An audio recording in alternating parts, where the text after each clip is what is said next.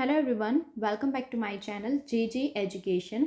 आज के इस वीडियो में हम बात करने वाले हैं one of topic from chapter number 3, legal structure of mutual funds in India, and the topic name is custodian. So without wasting a time, let's learn what is custodian in mutual fund. See, mutual fund में जो custodian होता है वो एक type की trust company, bank और financial institute के तहत जाना जाता है। ऑलराइट, कस्टोडियन का मेन वर्क क्या होता है?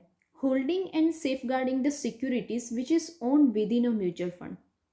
सी, वी ऑल नो दैट कि बहुत सारे इन्वेस्टर्स होते हैं जो म्यूचुअल फंड में इन्वेस्ट करते हैं।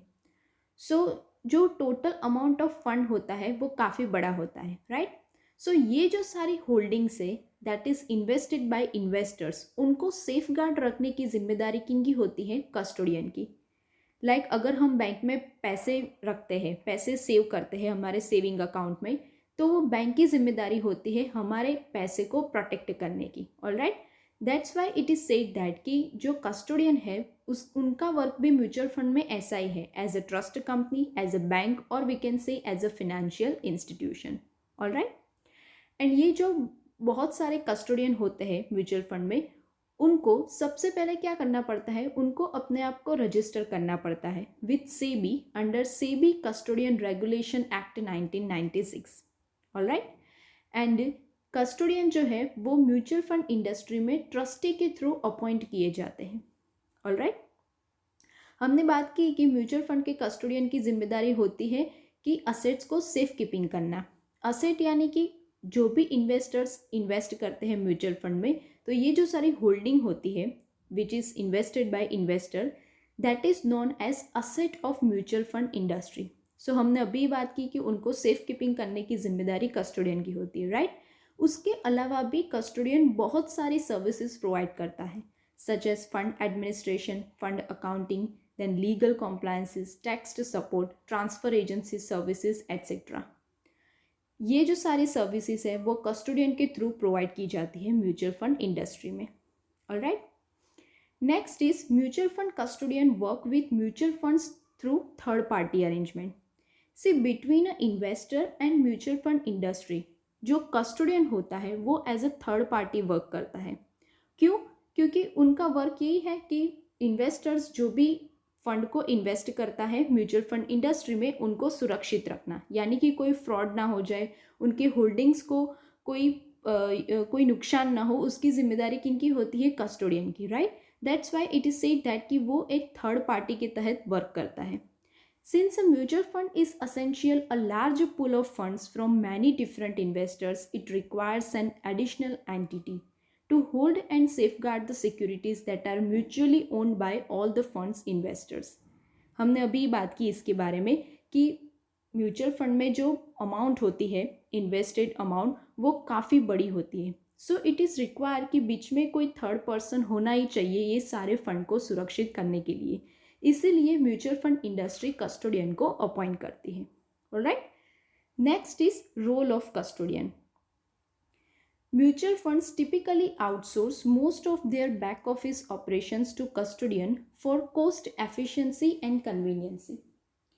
से म्यूचुअल फंड के जितने भी बैक ऑफिस वर्क होते हैं, back office work include fund administration and accounting. So ये टाइप के जो बैक ऑफिस वर्क होते हैं वो कस्टोडियन के थ्रू किए जाते हैं। इससे क्या होता है कि म्यूचुअल फंड इंडस्ट्री में जो कॉस्ट होती है वो काफ़ी हद तक कम हो जाती है, प्लस जो फ्लो होता है म्यूचुअल फंड इंडस्ट्री में उसमें भी काफ़ी कन्वीनियंसी होती है।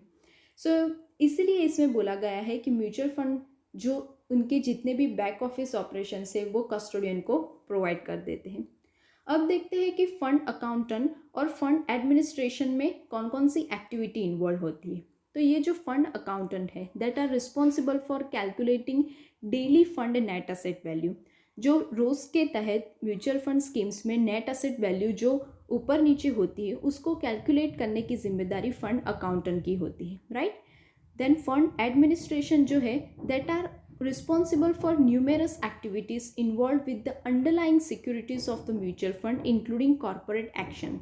कॉरपोरेट एक्शंस यानी कि नेट असेट वैल्यू में जितने भी फेरफार होते हैं, जितने भी वॉलाटिलिटी आती है, उसके अकॉर्डिंग म्यूचुअल फंड इंडस्ट्री को इन्वेस्टर्स के जो पैसे हैं उनको डिफरेंट सिक्योरिटी में इन्वेस्ट करना पड़ता है। That is known as corporate action, कि ज़्यादा से ज़्यादा प्रॉफिट गेन करने के लिए फंड जो भी इन्वेस्टर्स है उनके फंड को कौन कौन सी कंपनी में, कौन कौन से स्टॉक्स में इन्वेस्ट किया जाए, that is consider as a corporate action. Alright, so this is all about fund, mutual fund administration and fund accountant. These two activities which is considered as a back office operations are done through custodian. all right, so आज के video में बस इतना ही। Custodian एक बहुत ही छोटा topic है, से जनरली इसमें वही क्वेश्चन आता है कि म्यूचुअल फंड में कस्टोडियन को अपॉइंट कौन करता है। सो आंसर इज ट्रस्टी, लेकिन ऐसा ज़रूरी नहीं है कि हर बार यही वाला MCQ आए, इसीलिए आपके माइंड में कोई कन्फ्यूजन ना रहे इसके लिए मैंने आज का ये वीडियो बनाया है। So I hope you guys understand what is custodian all about. Alright, in the next video I will come with some another topic related to NISM mutual fund. Thank you so much guys for watching, and yes, अगर आपको मेरी video अच्छी लगी हो then please press like button and also share it as much as you can. See you can follow my Instagram and Facebook page, मैंने उसके related जो link है वो डिस्क्रिप्शन बॉक्स में डाल दी है। एंड यस, इस वीडियो के अलावा मैंने बहुत सारे NISM म्यूचुअल फंड सेल्स के वीडियो ऑलरेडी अपलोड किए हुए हैं।